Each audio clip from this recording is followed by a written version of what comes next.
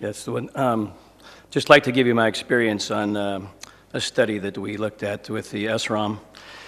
These are my disclosures, and none of them relevant to this talk.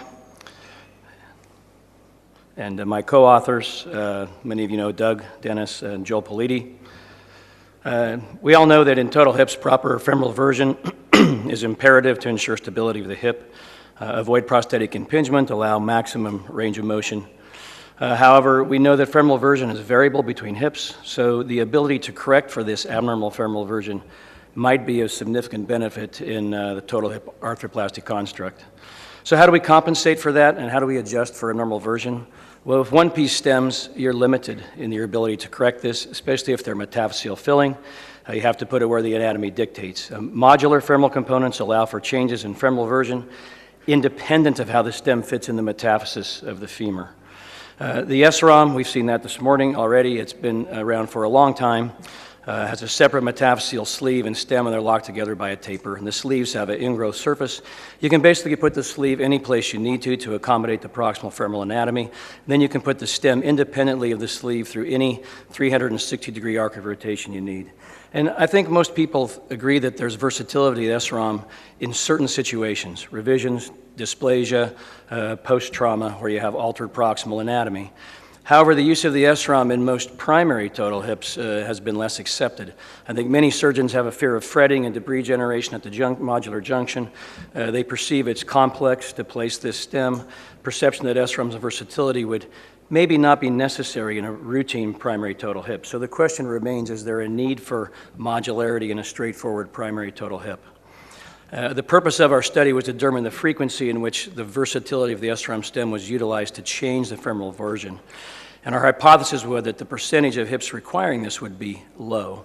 So we did 1,000 consecutive primary total hips with the SROM. It was a prospective study. All of us are high-volume fellowship-trained surgeons. We all did posterior approach with capsular repair.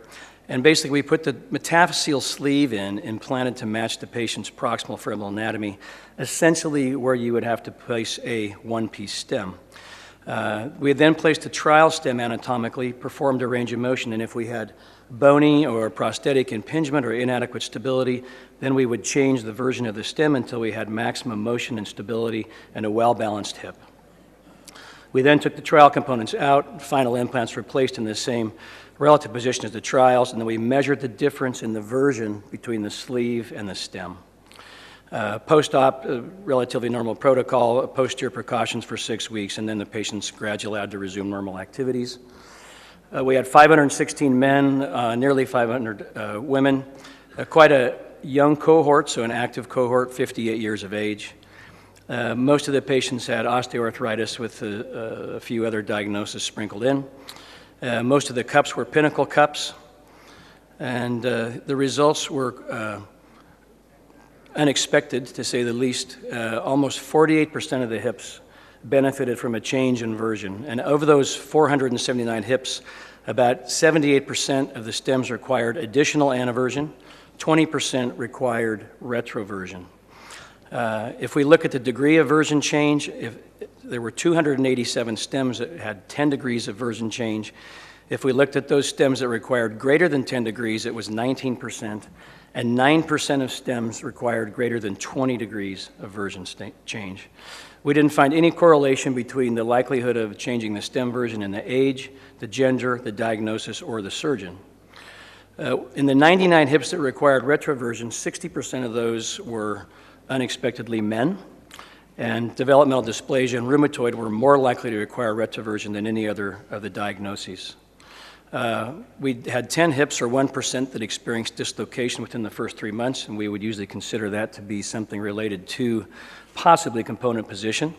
But that does compare favorably to the literature for other non-modular stems with a posterior approach and capsular repair. And we didn't find any significant relationship between early dislocation and any other variables that we looked at. I'll digress for just a second outside the study. Even though our 1% was quite good, I felt that was actually a bit high, so I looked at my own experience with SROM, because I've used it for nearly 20 years, and I've placed nearly 2,800 of these. My cumulative dislocation rate is 31, so 1.1% over 20 years. My early dislocation rate within 3 months of surgery is 6 dislocations, or about 0.2%. So that's about 10 times better than most studies with early dislocation with a posterior approach. So at least in my hands, the ability to change version with this stem has decreased my dislocation rate significantly compared to when I use a one-piece stem. So our results, at least to our knowledge, there's been no previous study that's documented the incidence of femoral version change in a primary hip in a large series, a modular femoral stem. And surprisingly, nearly half of the hips that we looked at required a change, or at least benefited from a change in version. And there was a wide variation in the amount of change that was required. 20% of the stems required more than 10 degrees of anaversion change. Statistical analysis revealed no significant relationship between any clinical variable and the need to change version. So the advantages of optimizing version in total hip, possibly a decrease in rate of dislocation by decreasing early impingement between the pelvis and the cup, normalizing the biomechanical relationships between the femur and the pelvis and the soft tissues. But most importantly, I think, is that our results demonstrated the difficulty of predicting preoperatively based on clinical factors what type of hip might require a change in version, especially just in a primary OA hip. You might be able to tell that in a dysplastic hip, some hip with obviously abnormal anatomy, but in the primary OA hip, it's not as easy to tell as you might think. One-piece femoral components, it's difficult to alter the version, I think, more than 10 degrees, especially if you have a metaphyseal-filling stem. Even if you use a blade stem like we saw earlier with earlier talks today, you might be able to change it more, but even if you can change it more than 10 degrees, you still have a high degree of stems that will be positioned abnormally. Modular components have obvious advantages in certain situations: dysplasia, spondyloepiphyseal dysplasia, post-traumatic deformity, etc. So some people would say, well, so just use a modular stem when necessary.